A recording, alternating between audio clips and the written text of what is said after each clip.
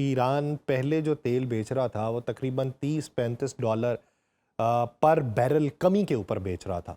तो अब जो तेल बेचा जा रहा है ये रियायत के ऊपर बेचा जा रहा है या फिर बैनुल-अक़वामी कीमतों के मुताबिक बेचा जा रहा है? ये बैनुल-अक़वामी कीमतों के मुताबिक ही बेचा जा रहा है, लेकिन फॉर एग्जांपल अगर कोई ऐसा मुल्क है जिसको प्रेफरेंशियल स्टेटस ईरान को लगता है कि दे देना चाहिए, तो बिल्कुल उसके लिए डिस्काउंटेड, या कोई फर्स्ट टाइम बायर है तो उसके लिए मेरे ख्याल में डिस्काउंटेड प्राइस ही होगी। पहली दफा अगर कोई दुकान पे आ रहा है तो उसको सस्ते में ही मिलेगा।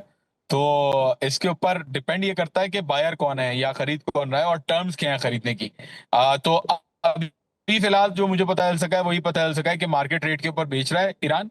लेकिन हो सकता है कि कुछ ममालिकों, फॉर एग्जांपल चाइना हो, लेकिन चाइना को जंग के दौरान भी इन्होंने मार्केट रेट पे ही बेचा तेल, तो आई डोंट थिंक उनके साथ भी है। लेकिन हो सकता है कि कम रेट पे बेच रहे हो, आई एम नॉट श्योर। अगर कोई नया मुल्क खरीदता है, फॉर एग्जांपल मुझे किसी ऑफिशियल ने बताया कि अगर पाकिस्तान की तरफ से ऑफर आती है तेल खरीदने की, तो उसके ऊपर बिल्कुल जो है वो कम प्राइस के ऊपर ईरान ने वो किया है कि ऑफिशियल ने आपस में बात की है कि इनको कम प्राइस में तेल जो है वो दे देना चाहिए। अच्छा, आप क्या समझते हैं कि इस वक्त में कोई इतलात हैं कि कोई फर्स्ट टाइम बायर जो है वो उसकी पेशकश ईरान को मौसूल हुई हो? नहीं, मुझे ऐसी कोई इतलात नहीं है। फर्स्ट टाइम बायर कोई ऐसा नहीं है होना। आई थिंक बराबर अगर पाकिस्तान के साथ होता है या फॉर एग्जांपल दूसरों के साथ होता है, तो आई थिंक बराबर में ही हमारे लिए तो फायदा है कि बराबर में बगैर किसी लॉजिस्टिकल इशू के बराबर में ही जो है वो तेल आ जाएगा।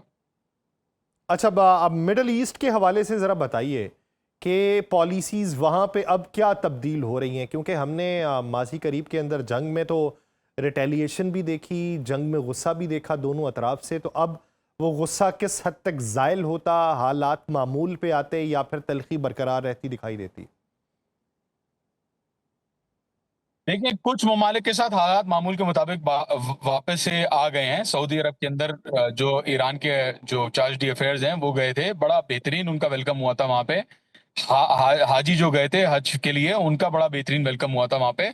बिल्कुल सऊदी अरब के साथ ऐसा लग रहा है कि कोई मसला हुआ ही नहीं कभी। हम्म। कतर के साथ भी रिलेशनशिप्स बहुत अच्छे हो गए हैं, दोबारा रिस्टोर हो गए हैं उसी लेवल पे, क्योंकि आपने देखा कि बहरहाल मज़ाकरात में भी सालिसी का किरदार कतर ने जो है वो आखिरी मरहलों के अंदर कहीं न कहीं इन्वॉल्व किया पाकिस्तान के साथ-साथ अपने आप को। तो आपको नज़र आ रहा है कि कतर के साथ भी हालात जो है वो सही हो गए हैं।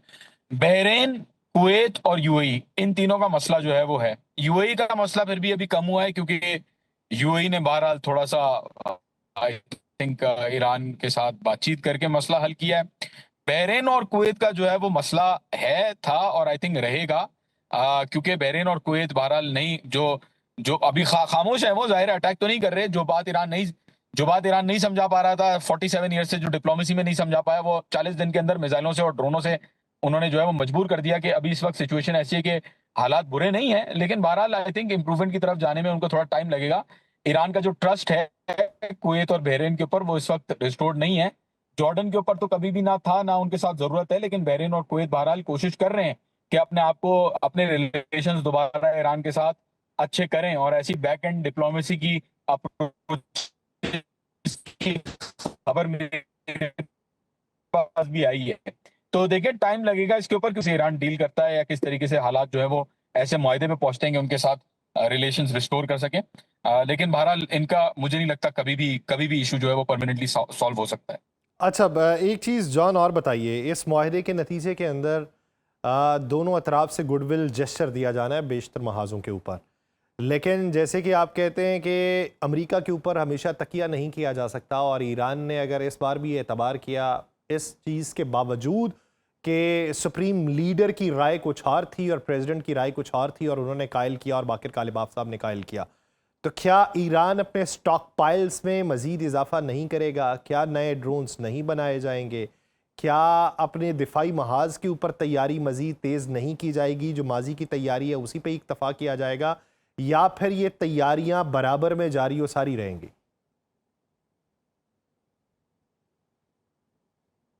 देखिए, बैलिस्टिक मिसाइल प्रोग्राम की जहां तक बात रहती है, वो तो बन रही थी जंग के दौर में भी और अभी भी बन रही हैं। कमांडर जो मूसवी हैं इनके, उन्होंने ऑलरेडी बैन दे दिया इस चीज के ऊपर कि जंग के दौरान भी चल रही थी प्रोडक्शन, अभी भी चल रही है और बेहतरीन चल रही है। फ्रांस की तरफ से बैन आया, आपको याद होगा 2 दिन पहले गालिबन जो है वो बयान आया था उनके फॉरेन मिनिस्टर की तरफ से कि ईरान की कोई भी अगर सिक्योरिटी काउंसिल के अंदर रेजोल्यूशन को अप्रूवल देना है तो उसमें फ्रांस जो है वो देखेगा कि बैलिस्टिक मिसाइल कितनी है ईरान के पास, और सारी उनकी जितनी भी प्रोग्राम है उसको चेक करेगा।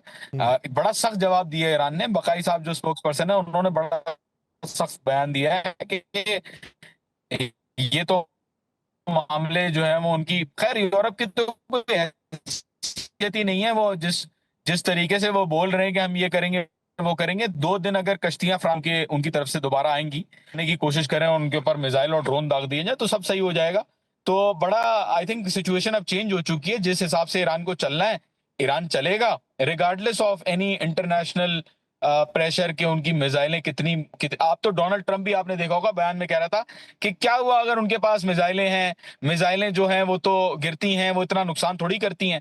तो बात सारी ये है कि यासिर डायनामिक्स चेंज हो गए हैं, जियो पोलिटिकल सिनेरियो चेंज हो चुका है, दुनिया का वर्ल्ड ऑर्डर जो है वो अब रीशेप हो चुका है। अब ये ईरान वाला ईरान नहीं रहा कि वो सैंक्शंस भी बर्दाश्त करे और अपने सामने से तेल गुजर रहा है तो उसको भी देखता रहे कि उसके उसके टैंकर जो है वो छुप छुप के जा रहे हैं, तो दुनिया जो आगे खरीदो फरोख्त कर रही है। अब वो टाइम चला गया है। आई थिंक बिल्कुल ईरान इसके अंदर अपनी कैपेसिटी जो है वो जारी रखेगा। किसी किसी ना बैलिस्टिक मिसाइल प्रोग्राम की कोई बात हुई है इसके ऊपर, ना बैलिस्टिक मिसाइल प्रोग्राम के ऊपर बात होगी, according to what we see in the MOU. और ईरान ने भी यही कह दिया है। और मेरा भी ख्याल यही है कि अब इसके ऊपर दुनिया क्या ही कर सकती है, ईरान को जो करना है वो तो करते रहेंगे। अच्छा, क्या ये मुमकिनात में से है कि ईरान दिफाई एतबार से हूती, हमास, लबनान के अंदर हिजबुल्ला या इराक के अंदर जो ग्रुप्स हैं उनकी पुष्ट पनाही करना छोड़ दे और उनको फेवर करना छोड़ दे? क्या ये मुमकिनात में से है? देखिए, अगर मुमकिन होता तो डील बहुत पहले हो चुकी होती। अभी डील रुकी हुई क्यों है? सवालिया निशान ये है कि डील रुकी हुई क्यों है, ईरान क्यों अभी तक बात करने नहीं गया? और वो उसकी वजह सिर्फ एक है, उसकी वजह है हिजबुल्ला। हिजबुल्ला के ऊपर क्योंकि जाहिर है लबनान के अंदर अटैक्स चल रहे हैं, तो ईरान तो नहीं उनको अबैंडन करेगा, लबनान को तो अबैंडन नहीं करेगा, ईरानियों का कहना है। और नजर भी यही आ रहा है कि अबैंडन नहीं किया। ईरान चाहता तो बहुत पहले डील बना लेता, फाइनल डील अभी तक हो चुकी होती अगर ईरान बोल दे। और आज भी ईरान क्यों सफर कर रहा है? मतलब इतने सालों ईरान ने क्यों सफर किया? इसीलिए सफर किया ना, क्योंकि वो जो रेजिस्टेंस फोर्सेज है उनको सपोर्ट कर रहे थे। अगर ईरान बोल देता कि नहीं जी ठीक है हम किसी को सपोर्ट नहीं कर रहे, तो अल्लाह अल्लाह खैर सल्लाह, सब बैठ जाते हैं खामोशी से और सब कहते हैं कि जी ठीक है। इसराइल के खिलाफ भी बोल रहा होता है ईरान तो कोई कुछ नहीं कहता, क्योंकि प्रैक्टिकल सपोर्ट नहीं दे रहा होता ईरान। तो हम्म। अभी जब इतने 47 साल में ईरान ने नहीं छोड़ा इनका साथ, तो अभी कैसे छोड़ देगा? मुझे मुझे मुझे इस चीज का समझ में नहीं आता। और अभी भी ईरान जो रुका हुआ है वो हिजबुल्ला की वजह से और लबनान की वजह से रुका हुआ है। तो आगे भी आई थिंक सपोर्ट जो है वो जारी रहेगा। और इन्होंने कह दिया है, ऐसा भी नहीं है कि डिप्लोमेटिकली कुछ और कह रहे हो और कर कुछ और रहे हो। इन्होंने कह दिया है कि हम सपोर्ट नहीं छोड़ेंगे मजामती गिरोह का। तो उसके ऊपर भी कोई सवाल नहीं है। आप ये इंटरव्यू मेरा चल रहा है, आप रिकॉर्ड कर लीजिएगा, इंशाल्लाह डील अगर होती है तो देख लेंगे कि उनके बगैर होती है उनके साथ होती है। अच्छा, एक चीज़ बताइए, क्या इन 60 दिनों में कोई नए दिफाई मुआहिदे ईरान की तरफ से होते दिखाई देते हैं या नहीं? जी बिल्कुल, मुझे तो लगता है कि रशिया और चाइना के साथ दिफाई मुआहदे जो हैं वो बढ़ जाएंगे इन्हीं 60 दिनों को। देखें, इस 60 दिन की विंडो को मुल्क जो है वो बड़ा आई थिंक स्ट्रेटेजिकली यूज करेंगे। जिन हम्म। जिन ममालिक की तेल का मसला है वो इन्हीं 60 दिनों के अंदर अपना तेल ऑर्डर करेंगे और मंगवा भी लेंगे। जिन जिन ममालिक को जो डिफेंस रिलेटेड जो भी डिलीवरीज देनी है, और आई थिंक अभी मुआहदा हुआ है रशिया के साथ किसी मिलिट्री इक्विपमेंट का। आई एम नॉट श्योर किस चीज का हुआ है एग्जैक्टली, लेकिन बहरहाल हेलीकॉप्टर्स का शायद मुआहदा हुआ है। और आई थिंक मुआहदे जो है वो हर मुल्क करेगा ताकि ये जो 60 दिन की विंडो है उसको यूटिलाइज किया जा सके, उसका फायदा उठा के ईरान के साथ जितने मामला हैं उनको हल किया जा सके। तो बिल्कुल मुझे तो नजर आ रहा है 60 दिन में ज्यादा चांसेस है, मैं कहूंगा, किसी भी जो रीजनल मुआहदे या बायलैटरल मुआहदे हैं उनके होने की। और क्योंकि अकॉम्प्लिशमेंट का चांसेस सबसे ज्यादा है इस वक्त 60 दिन में। अच्छा, मेरा एक आखिरी सवाल, जो मशरक़ वस्ता के ममालिक हैं उनकी डिफेंस रीअलाइनमेंट इन 60 दिनों में क्या होती देखते हैं? अल्लाह मालिक है। मैं अल्लाह मालिक है इसमें। तो अब तो समझ जाना चाहिए इनको कि भाई मतलब अमेरिका के ऊपर डिपेंड नहीं कर सकते आप। वो जो बेसिस के ऊपर जो डिफेंस सिस्टम लगाए हुए थे वो आपके लिए थोड़ी लगाए हुए थे, वो तो इसराइल के लिए लगाए हुए थे। तो अब तो इनको समझ में आ जाना चाहिए अरब ममालिक को कि ये अमेरिका जो है उसका अपने बेसिस रखना अपने मुल्क में ये लाइबिलिटी है, ये एसेट तो नहीं है। तो मुझे ये नजर आ रहा है कि यहां से अमेरिका बिल्कुल एग्जिट करेगा डेफिनेटली, अभी करे या बाद में करे आई डोंट नो, लेकिन मुझे ये नजर आ रहा है कि ये अरब ममालिक अभी तक समझ चुके हैं कि अमेरिका के होने का कोई फायदा नहीं है। और आहिस्ता हम्म। आहिस्ता अमेरिका जो है वो अपनी फोर्सेस निकालेगा यहाँ से, क्योंकि अरब ममालिक जो है वो कोई ऑल्टरनेटिव ढूंढेंगे। और बेहतरी इसके अंदर इससे अच्छी क्या हो सकती है कि फॉर एग्जांपल पाकिस्तान उस स्पेस को ले ले या वैक्यूम को ले ले, या कोई ऐसा मुल्क ले ले, या कोई रीजनल एक सिक्योरिटी अलायंस हमारी बन जाए जिसके अंदर मुसलमान ममालिक एक साथ हों, तो क्या ही अच्छा हो इससे कि सारे ही मुसलमान ममालिक एक साथ हों और अमेरिका जो है इस खत्ते से चला जाए। लेकिन आई डोंट नो ये पॉसिबिलिटी नियर फ्यूचर में कितनी जल्दी है।